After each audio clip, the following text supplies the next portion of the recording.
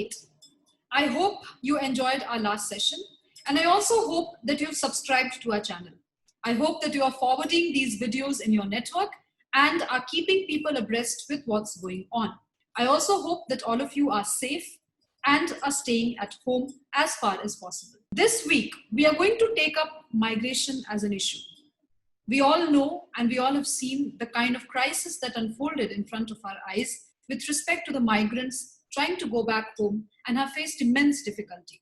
We also saw so many individuals who came forward, not just to help the migrants, but also to show and prove to us that in terms of humanitarian crisis, the only thing which lasts is compassion, and the only thing that keeps us guiding is hope.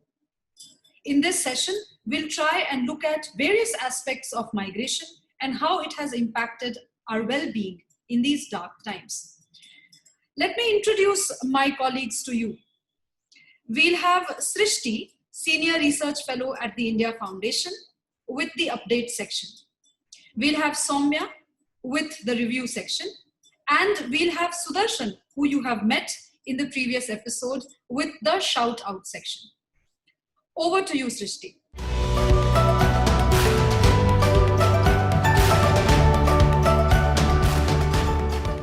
Namaskar everyone.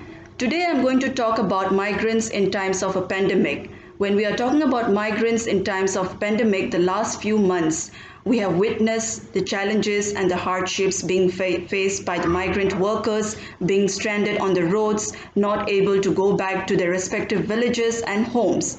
But the migrant issue in such circumstances is quite complicated. And it isn't unique to India. Many countries in Europe, such as Spain, Germany, Italy, and France, are struggling with issues of farm workers who migrate in the harvest season from Eastern European countries. Host countries are torn between fear of losing harvest, fear of importing infection, and a fear that predates the pandemic, that of foreigners taking jobs. Populists sense opportunity as the economic fallout solidifies political battle lines. This is an extract of a story cited in The Guardian. Indian migrant workers during the COVID-19 pandemic have faced multiple hardships, with factories and workplaces shutting down due to the lockdown imposed in the country. Millions of migrant workers had to deal with the loss of income, food shortages, and uncertainty about their future. Thousands of them then began walking back home with no means of transport. We could have all witnessed how the plight of the migrant workers who were stranded on the roads with the last hope of getting back home. In response to it, the central and the state governments, they took various measures to help them and later arranged transport for them to get back home, like buses, the Shramik special trains, etc. There are an estimated 139 million migrants in the country, according to the World Economic Forum. Most migrants in the country originate from Uttar Pradesh and Bihar, followed by Rajasthan and Madhya Pradesh. Cities like Mumbai and Delhi, they attract the highest number of migrants. When we are talking about migrants, we see that there's a lot of hardship, there are a lot of heart-wrenching stories along with it. But during this hardship, during this challenging times, there are in fact individuals, there are in fact a lot of human beings who are extending a helping hand to each and every individual. To give an example, a fellow called Papan Singh Galot, a Delhi mushroom farmer, he booked air tickets for about 10 of his workers to return home. 10 migrants from Bihar. One of the employees, called Naveen, he said that the owner has been taking good care of them, providing them food and lodging for the last 2 months. This is not just one instance, but to talk of it even in Mumbai, where there is a galloping rise of coronavirus infections. There has been extensive network of kitchens, delivery personnel, grassroots NGOs and local volunteers who are working to help the hungry and the stranded. Many hospitality brands too leverage their massive kitchens and manpower to provide meals and relief packages. Today is the story of the plight of the migrants, but not only that, it is also to celebrate the human touch that every individual has in itself. Extending a hand, I would say, does not always come from a position of privilege. It is the will, it is the desire to help someone. We might not be able to help the last one in the line, but extending a helping hand to the next one to us is indeed a first step towards helping out the person in need. For many volunteers, helping out in such times of pandemic has also been a way to deal with the pandemic. So these are the positive stories of extending a helping hand in times of coronavirus. The migrants are bearing the plight of it. Some have returned home, some are yet to return home. But we hope that everyone, wherever they are, be at home or be it out, or whether they are trying to reach home, will some way find a way back. And in fact, it is in such time of crisis that we as humans, we as individuals, we being the citizens of the country, come out and extend a helping hand to each one of us. So let's stay positive and let's stay well and let's stay safe. Thank you. Thank you, Srishti. That was indeed a very interesting updates section. Now we move over to the tete-a-tete section. And in this section, we'll have a very interesting guest with us.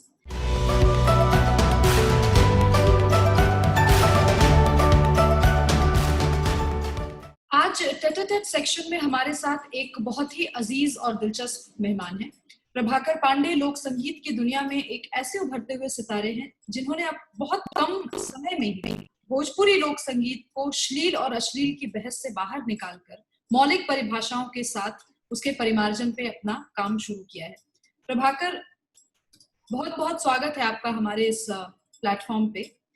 मैं आपसे जानना चाहती हूँ प्रभाकर कि पलायन को लेकर जो एक संवेदनात्मक दृष्टिकोण है, उसके परे क्या आपको ऐसा लगता है कि कोई ऐसा पर्सपेक्टिव है जिसकी बात लोक की तरफ से आनी चाहिए? बिल्कुल। सबसे पहले तो पलायन पे मैं ये कहना चाहूंगा कि पलायन जो हमारे यहाँ के लोग, जैसे मजदूर लोग जिन्होंने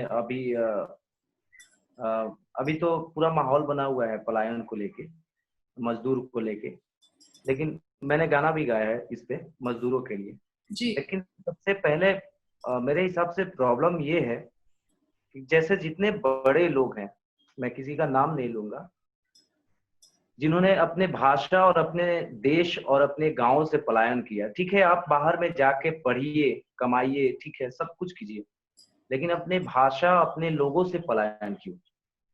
अपने जगह से पलायन क्यों? ठीक है, आप बाहर में कमाइए, लेकिन अपने गांव के लिए, अपने लोगों के लिए कुछ तो कर सकते हैं। जैसे मैं ठीक है, मैं मुंबई में रह के सीखता था, बनारस में रह के सीखा हूँ और भी बहुत सारे जगहों पे रह के सीखा हूँ, लेकिन आज अपने गांव से काम कर रहे हैं। इसका कुछ तो मतलब है। आप अपने गांव में क्यों नहीं कुछ करना चाहते हैं? आप अपने गांव और अपने देश से क्यों कुछ नहीं करना चाहते? आप अपने भाषा में क्यों कुछ नहीं करना चाहते हैं?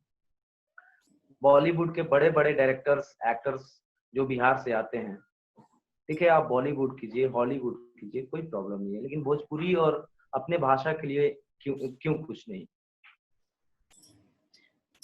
प्रभाकर, ये बहुत गहरी बात आपने कही है और मुझे लगता है कि पब्लिक पॉलिसी डिस्कोर्स हो या राजनीतिक दृष्टिकोण हो, मुझे लगता है लोग पूरी तरह से लुप्त है इस पूरे डिस्कोर्स में। और वो लोग लुप्त है जहां से मजदूर या जहां से कोई भी व्यक्ति पलायन करके अलग अलग जगहों पर अपनी एक मिसाल बनाता है और उस लोक को भी संवर्धित करता है। मैं आपसे ये जानना चाहती हूँ कि जब आपके जैसे कलाकार द्रवित होते हैं मजदूरों के उन इमेजेस को देख करके, और जब आप गाने बनाते हैं और गीत गा करके पब्लिक डोमेन में डालते हैं, तो ऐसे कौन से पक्ष हैं जो आपको सबसे ज्यादा स्ट्राइक करते हैं या सबसे ज्यादा आपको उद्वेलित करते हैं? मजदूर, चूंकि हम भी गांव से हैं और बहुत छोटे परिवार से हैं, ऐसा कुछ नहीं है कि हम बहुत बड़े परिवार से हैं। मेरे पिताजी भी किसान ही हैं और हम आज भी अपने खेत में जाके काम करते हैं, अपने गांव के खेतों में हम जाके आज भी काम करते हैं। तो सबसे पहले ये बात कि मजदूरों के लिए जो लोग गांव में काम करते हैं उनको क्या प्रॉब्लम होता है, ये तो मैं बहुत नजदीक से देख सकता हूँ इसको और जान सकता हूँ। बिल्कुल। जो लोग बाहर जाके कमाते होंगे, जैसे मेरे यहाँ ही मेरे गांव में ही ले लीजिए, तो बहुत सारे ऐसे लोग हैं जो मजदूरों से काम कराते हैं और उनका मेहनताना पूरा नहीं दे सकते हैं, उसमें कटौती करने लगते हैं। तो बाहर में जाते होंगे, ये तो अपना गांव है। भोजपुरी में एक कहावत है कि गांव हसे गढ़ है। गांव अपना गढ़ है, यहाँ पे अपना सब कुछ चलता है। लेकिन ये अपने गढ़ में रह के ये मजदूर लोग अपने के लिए आवाज नहीं उठा सकते हैं, दबे हुए लोग हैं। तो ये बाहर में जाके इनकी क्या हालत होती होगी, ये हम बखूबी समझ सकते हैं। तो इसीलिए मैं अक्सर मैं यही चाहता हूँ कि अपने जगह पे, अपने गांव में, अपने शहर में रोजगार खड़ा हो, ताकि लोग बाहर जाके नहीं कमाएं, अपने जगह पे काम करे, अपने गांव पे काम करे, अपने शहर में काम करे। प्रभाकर, आप अभी विदेशिया पे काम कर रहे हैं। विदेशिया भिखारी ठाकुर जी की एक ऐसी कालजयी रचना है जिसपे जितनी चर्चा की जाए और जिस भी काल में चर्चा की जाए वो कम होगी। प्रभाकर, आपने जब विदेशिया को चुना, और ये जो पूरा पलायन का मुद्दा चल रहा है, अमूमन मुझे लगता है विदेशिया का बेसिक थीम पलायन ही है। तो आप क्या सामने देखते हैं तब के लोक में और आज के लोक में, क्या कुछ बदला है? बिल्कुल। भिखारी ठाकुर जी ने जब विदेशिया का रचना किया होगा, उस समय में हम यही जानते हैं कि बिहार के लोग और उत्तर प्रदेश के लोग कलकत्ता में जाके नौकरी करते थे, कमाते थे, या बिहार से और उत्तर प्रदेश से बाहर। लेकिन जो आज भी पलायन तो आज भी है, आज भी लोग जाते हैं कमाने के लिए। जो मजदूर लोग हैं, वो तो आज भी जाते हैं कमाने के लिए बाहर। लेकिन हम पहले भी इस बात को बोले हैं कि जिन लोगों ने जैसे अपने भाषा और अपने जगह से, बड़े लोगों ने पलायन किया है, जो पढ़े लिखे लोग हैं उन लोगों ने पलायन किया। ये प्रॉब्लम है कि उन लोगों ने कुछ खड़ा नहीं किया अपने जगह पे। अगर उन लोगों ने उस टाइम से, भिखारी ठाकुर जी ने आज के 50 साल पहले इस बात को बताया है कि हमारे यहाँ से पलायन हो रहा है, और उसके विरुद्ध में उन्होंने ये नाटक बनाया। तो उस टाइम से लेके अगर 50 साल के बाद अगर 50 साल किसी चीज पे काम हो, तो मुझे लगता है कि उस समस्या का पूरी तरह से निदान हो जाना चाहिए। लेकिन विदेशिया को किसी ने समझा नहीं और उस पर काम नहीं हुआ अपने पलायन पे। तो आज यही है कि आज भी पलायन हो ही रहा है और लोग रुक नहीं रहे हैं। क्यों रुकेंगे? यहाँ पे कुछ है ही नहीं। हम जैसे कलाकार जो जिनको थोड़ी शास्त्रीय संगीत आती है, जिनको थोड़ा गिटार बजाने आता है, वेस्टर्न म्यूजिक का नॉलेज है, वो तो भोजपुरी गाना ही नहीं चाहते हैं। यही प्रॉब्लम है। क्या किया है उन लोगों ने? हम क्यों किसी कलाकार, अगर हम भोजपुरी गायक हैं और किसी भोजपुरी कलाकार से प्रेरित होना चाहते हैं, तो हम क्यों होंगे? किसको देख के? भरत शर्मा व्यास जी आज के 30-40 साल पहले ढोलक, हारमोनियम और झाल, बैंजो, क्लैरनेट पे गाते थे। हम आज भी उनको सुन के और उसी टाइप का ढोलक, बैंजो, झाल लेके गाएं, तो जो जो जो लड़के कॉन्वेंट में पढ़ रहे हैं वो हमको क्यों सुनेंगे? वो भरत शर्मा को ही जाके सुन लेंगे। प्रभाकर, आपकी ये बात काफी ज्यादा प्रभावित करने वाली है, और ये मुझे लगता है पॉलिसी डिस्कोर्स में इस तरीके की बात का आना बहुत जरूरी है कि जो लोग पलायन करके गए, और वो लोग पलायन करके गए जो थोड़ा सा समृद्ध थे, जिनको केवल शारीरिक मजदूरी करके कमाना नहीं था, जब तक वो वापस आकर अपनी मिट्टी की जड़ों को नहीं सींचेंगे, तब तक बात आगे नहीं बढ़ पाएगी। प्रभाकर, वाई टॉक्स मूलतः युवाओं का मंच है, और मैं वाई टॉक्स की टीम की तरफ से आपका बहुत बहुत शुक्रिया अदा करना चाहती हूँ कि आपने ये पर्सपेक्टिव शेयर किया, और आपको भविष्य के लिए ढेर ढेर सारी शुभकामनाएं, क्योंकि आपने एक बहुत ही अजीज काम किया है कि आप मुंबई फिल्म इंडस्ट्री की चकाचौंध को छोड़कर आप वापस अपने गांव आए और यहाँ को सींच रहे हैं। कोई अंतिम संदेश जो आप अपने युवा व्यूअर्स को देना चाहते हैं? हाँ, बिल्कुल। हम यही कहना चाहेंगे कि देखिए, संघर्ष तो हर जगह पे है। गांव में रह के थोड़ा ज्यादा संघर्ष है। अब हम जैसे युवाओं को जो गांव में रह के और गिटार पे काम कर रहे हैं, गिटार पे म्यूजिक, भोजपुरी फोक को ला रहे हैं, तो प्रॉब्लम तो है। लेकिन पलायन को रोकिए। आप अपने गांव में थोड़ा ज्यादा ही मेहनत कीजिए, आप अपने खेतों में काम कीजिए, लेकिन आप अपने गांव में रह के, आप अपने जगह पे रह के काम कीजिए। ठीक है, आप बाहर जाइए कमाने के लिए, पढ़ने के लिए, कोई प्रॉब्लम नहीं, लेकिन काम अपने जगह पे कीजिए। बस मैं यही कहना चाहूँ। प्रभाकर, मैं आशा करती हूँ कि आपका ये पर्सपेक्टिव हमारे पॉलिसी मेकर्स भी सुन रहे हों, वो भी सुन रहे हों जो आज बिहार की जिनके पास कमान है बिहार की, और देश की कमान भी जिन ऑफिसर्स के पास है, जिन नेताओं के पास है। मैं आशा करती हूँ कि आपकी ये बात पहुंचे, क्योंकि लोक का लुप्त होना पब्लिक डिस्कोर्स से, और वो भी इस मुद्दे पर जहां पर लोक ही सारे संसार को डिफाइन कर रहा है, ये एक बड़ी त्रासदी है अपने समय की। बहुत बहुत धन्यवाद Prabhakar. Ladies and gentlemen, that was Prabhakar Pandey, who gave us pretty unique insights in what's going on in the villages of the migrants, place that they wanted to return to, and most of them have made it to their homeland. Let's go over to our next section, the review section. Over to you, Soumya.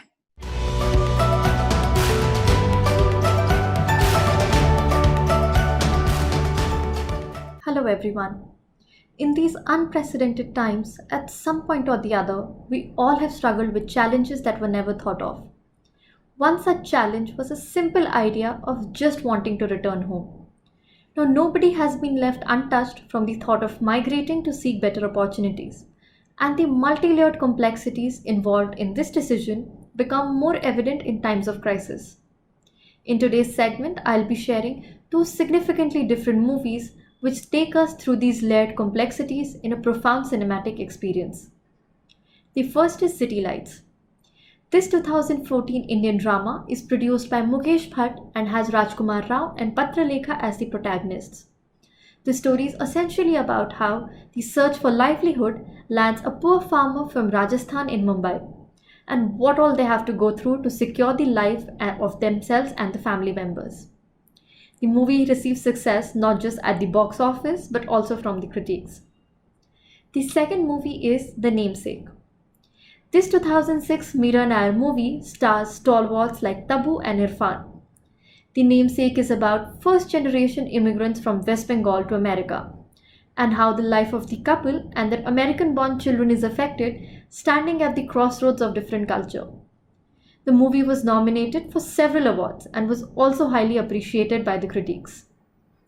Now, both these movies are premised on the migration of the protagonist with his family in search for a better life. While one migrates within India, the other from India to abroad. But they significantly differ in their lens to explore the various nuances that come with migration. In popular parlance, we might distinguish the two movies by saying that City Lights has third world problems, while Namesake has first world problems, and hence we may feel pressured to find more gravity in one as compared to the other.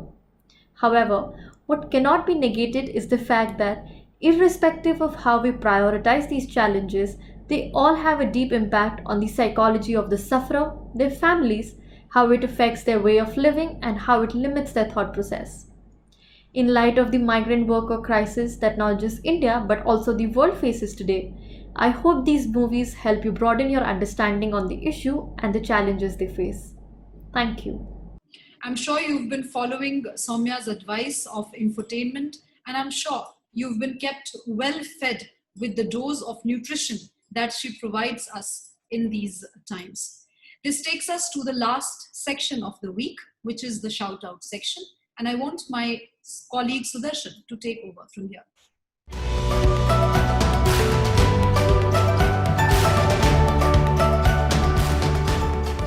Friends, today, as part of White Talks Shout Out, we have a very inspiring youth personality with us who runs the Victory Sports Foundation that is committed to enabling life skills to especially rural youth of Tamil Nadu through sports. But we're not going to speak about sports.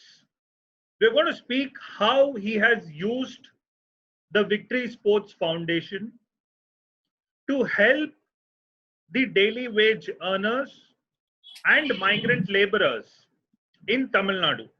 As most of our viewers are aware, South India, in specific Tamil Nadu, is one of the largest recipients of our migrant worker brethren.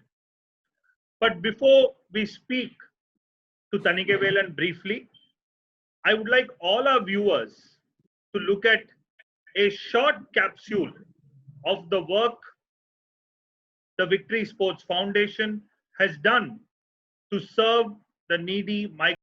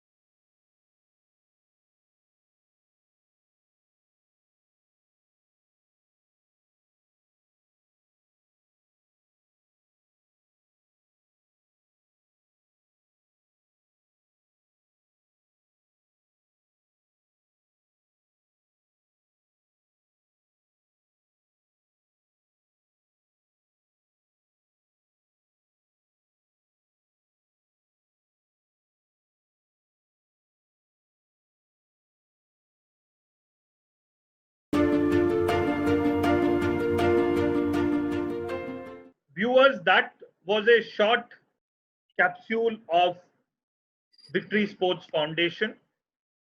We have with us Thanikavelan himself. Vanakkam, Thanikavelan. Vanakkam, sir. Thank you for joining us.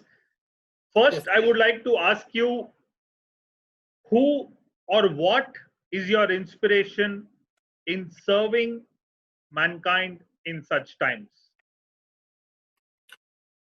Actually, my inspiration is my father and mother. When I was in the childhood, I see my father and mother doing such a work. So they never say it's a social work, this is not volunteering and all. Automatically they will help people, those who are in distress times.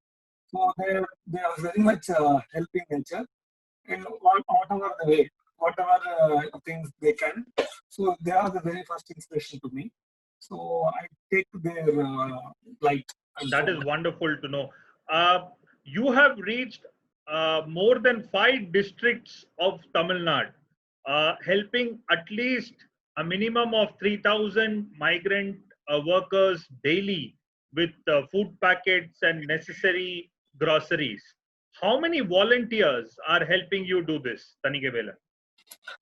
Actually, in such times now, I think 5 districts, more than 1,000 people can help in different ways, not only in field. So they are in my sports colleagues, PE teachers, and other like-minded people. Right. So they raise requests through phones or something. They do some field work and collect the information. So here from we give the support to them. So we also ensure all the things will go on right people. So because of the sports connect, we can easily connect all the districts. So, Finally, one last question, Thanikavelan. What message would you like to give the youth of India in view of facing this pandemic in the present times as well as in the future? Youth can come out and do something better for the society. So because everything comes from society, so first they understand whatever they enjoy now, so it is given by society. So they have to give it back to society at whatever way. So they know their skill, they know their ability, what is can be possible. So ideally sitting and watching our TV or WhatsApp or something is not good. So they should come out and do whatever they like. So whatever small act can do something better. Fantastic. We wish you the very best, Thanikavelan, on behalf of India Foundation's White Talks, and on behalf of all of us. We wish you the very best. May you continue the great work that you are undertaking to serve the guest migrant workers in the state of Tamil Nadu. Thank you for joining us.